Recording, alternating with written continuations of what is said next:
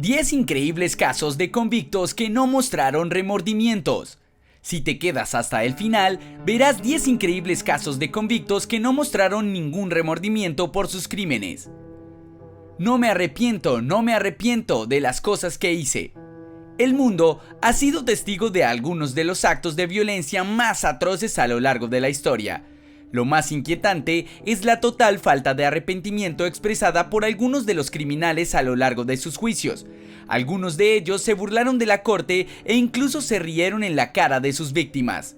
Otros más tenían un enfoque frío y calculador que no mostraba ningún sentimiento o culpa por parte de su conducta. Estos criminales mostraron un flagrante desprecio por la vida humana y sus juicios se caracterizaron por una absoluta falta de empatía. Aquí están los 10 asesinos más prolíficos que no mostraron remordimiento en la corte. Número 1. Michael Swanson. El nombre de Michael Swanson es sinónimo de violencia y miseria innecesarias. Nació en Iowa y sufrió problemas de salud mental desde su nacimiento. A pesar de eso, Swanson era intelectualmente brillante. Sin embargo, su potencial se vio truncado cuando a los 17 años cometió un doble homicidio. Swanson robó una tienda de conveniencia en Algona, Iowa, y luego disparó y le quitó la vida a 2 empleadas de la tienda antes de irse. Después de una persecución a alta velocidad, fue arrestado en Minnesota. Swanson fue declarado culpable de los crímenes en 2011 y sentenciado a cadena perpetua sin posibilidad de liberación. No mostró remordimiento por su conducta durante el juicio y la sentencia, incluso sonreía en la corte. Hizo comentarios desagradables e inapropiados a los familiares de la víctima y mostró una total falta de empatía. El comportamiento de Swanson en la corte fue inesperado y enfureció a muchas personas, quienes estaban esperando una muestra de dolor y una disculpa de su parte. Cuando le preguntaron cómo se sintió cuando cometió el crimen, dijo que se sentía poderoso. Swanson fue sentenciado a pasar el resto de su vida en la cárcel por quitarle la vida a Sheila Myers, de 61 años, y Vicky Bowen, de 47. El abogado de Swanson dijo que su cliente tenía un largo historial de problemas de salud mental y que las muertes podrían haberse evitado si hubiera recibido la ayuda médica adecuada. Número 2. Ronnie O'Neill. Ronnie O'Neill es un hombre estadounidense que saltó a la fama después de ser arrestado por quitarle la vida a su novia y a su hija de 9 años en 2018. El horrible incidente conmocionó a toda la ciudad y muchas personas se preguntaron cómo alguien podía hacer algo tan atroz. O'Neill creció en Florida y tuvo una infancia difícil. Tenía antecedentes de abuso de sustancias y anteriormente ya había tenido problemas con las autoridades. Desafortunadamente, algo ocurrió en 2018. Su conducta se volvió cada vez más impredecible y errática. O'Neill agredió a su novia con un cuchillo y una pistola aquella noche y le quitó la vida a ella y a su hija, y luego prendió fuego a su residencia. O'Neill fue detenido y acusado de asesinato en primer grado por 2 cargos. Durante su juicio se defendió a sí mismo. No expresó arrepentimiento por su conducta al afirmar que su novia y su hijo fueron sacrificados por el bien común. Ronnie comenzó a gritar diciendo que todo era un fraude contra él. O'Neill fue declarado culpable y también fue acusado por la fiscalía de inventar pruebas una vez que fue declarado culpable. La jueza dijo que este era el peor caso que había visto en su vida. Él dijo que no estaba arrepentido por lo que hizo. O'Neill fue sentenciado a 3 cadenas perpetuas, sin libertad condicional, y su hijo fue adoptado por el detective que lo cuidó la noche en que Ronnie O'Neill intentó apuñalarlo. Una cosa es cierta, su hijo vivirá una vida segura y próspera ahora. Número 3. Randall Moore. Randall Moore, mejor conocido como Randy, es un criminal convicto que saltó a la fama después de ser arrestado por secuestro, agresión y asesinato de su esposa en noviembre de 2009, un mes después de que ella solicitara una orden de protección en su contra. Moore también le disparó al oficial de policía, quien acudió a las llamadas de ayuda del antiguo departamento de la pareja. Moore, quien fue acusado en primer grado, no mostró remordimiento durante su juicio, afirmando que le había quitado la vida a su esposa en defensa propia. Sin embargo, el testimonio de la corte reveló que la víctima estaba desarmada y que le había disparado muchas veces a corta distancia. A Moore también se le dio la opción de haber hecho una declaración antes de ser sentenciado. No lamentó en absoluto la muerte de Teresa Ann. Finalmente fue condenado a cadena perpetua por las muertes de Teresa Lynch y del oficial Roland. Número 4. Keith Ferguson. Keith Ferguson vivía en Calais, Michigan. Era un hombre de familia con 4 hijos, sin embargo fue condenado por quitarle la vida a su esposa Tiffany. Se informó que ella solicitó el divorcio en septiembre según documentos judiciales, pero el divorcio aún no se había finalizado. Según los investigadores, hubo ciertas cosas que sucedieron entre los dos que probablemente provocaron el crimen. Keith Ferguson fue detenido después de un enfrentamiento de 7 horas. Después de ser arrestado, mostró muy poco arrepentimiento por lo que había hecho. En la sala del tribunal, un amigo de la víctima le dijo a la corte que advirtió a su amiga Tiffany sobre Keith. Ferguson fue acusado de asesinato en primer grado y fue sentenciado a cadena perpetua sin posibilidad de liberación. Número 5. Thomas Michael. Thomas Michael es un delincuente convicto que abrió fuego en la escuela secundaria Chardon en Ohio.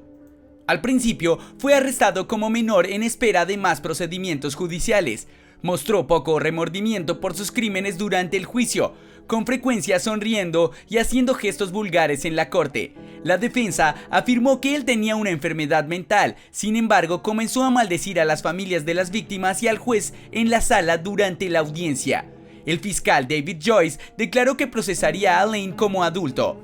Michael reconoció haber disparado 10 cartuchos durante el incidente. También informó a la policía que no sabía nada de las víctimas y que fueron elegidas al azar, pero un testigo afirmó que el adolescente perturbado conocía a varias de las víctimas. Se declaró culpable de todos los cargos en su contra y parecía como si no le importara las consecuencias en absoluto.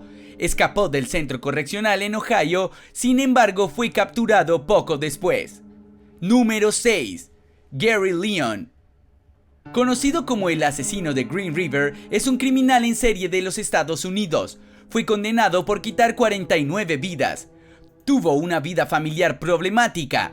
Cuando era joven, Gary era disléxico y se retrasó un año en la escuela secundaria. Tenía 16 años cuando apuñaló a un joven que sobrevivió al incidente. Gary fue arrestado bajo sospecha, sin embargo, esa sospecha reveló una larga lista de delitos. Había sido acusado de varias muertes y se declaró culpable de 49 cargos el 5 de noviembre de 2003. Dijo en su declaración que él cometió los crímenes y luego transportó y desechó los cuerpos de las mujeres cerca de Portland. Confesó haber quitado la vida a 49 mujeres en el estado de Washington entre 1982 y 1998. Fue sentenciado a cadena perpetua sin posibilidad de liberación en 2003. Eludió la pena de muerte al ofrecer revelar información sobre sus crímenes y ayudar a los detectives a localizar los cuerpos de las víctimas. Número 7. Tommy Lynn Sells. Conocido popularmente como el asesino de Costa a Costa, fue un criminal en serie estadounidense que le quitó la vida a muchas personas inocentes en los Estados Unidos. Creció en un hogar disfuncional, afirmó haber sido maltratado físicamente cuando era joven y huyó de su familia cuando tenía solo 16 años. Alrededor de la edad de 7 años comenzó a consumir alcohol y comenzó su ola de crímenes cuando aún era un adolescente. Mató por primera vez cuando tenía solo 18 años y siguió matando gente a lo largo de su vida adulta mientras era un vagabundo que viajaba a través del país con el único propósito de cometer delitos. Sus acciones fueron con frecuencia espontáneas e impredecibles y se aprovechó de personas de diferentes edades, razas y géneros. Varias víctimas lo identificaron y admitió muchos más delitos. Finalmente fue condenado por sus crímenes y condenado a muerte en 2000. También fue acusado de otros delitos en Arizona, California, Florida, Illinois, Kentucky, Missouri, Nevada, Nueva York, Oklahoma, Carolina del Sur y otros lugares. Número 8. Joseph Paul Franklin. Fue un criminal en serie estadounidense que fue conocido a fines de la década de 1970 y principios de los 80.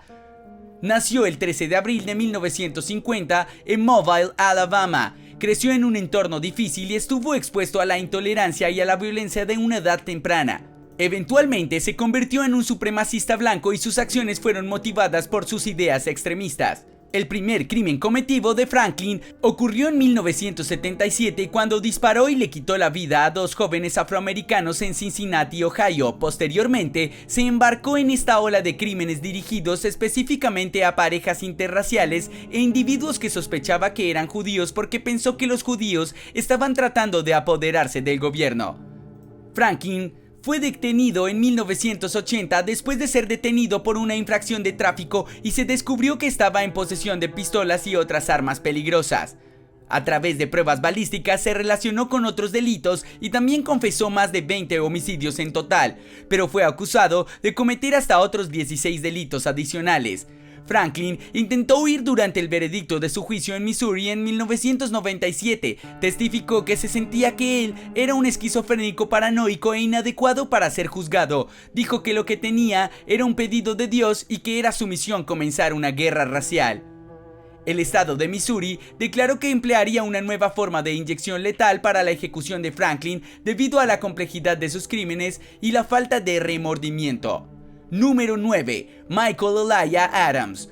Adams creció en un hogar abusivo y se fue de casa a los 14 años para comenzar a viajar en trenes por su cuenta. Viajando en los trenes, se unió a una pandilla hasta que finalmente se convirtió en un ejecutor que agredió e incluso quitó la vida a las personas que parecían incómodas.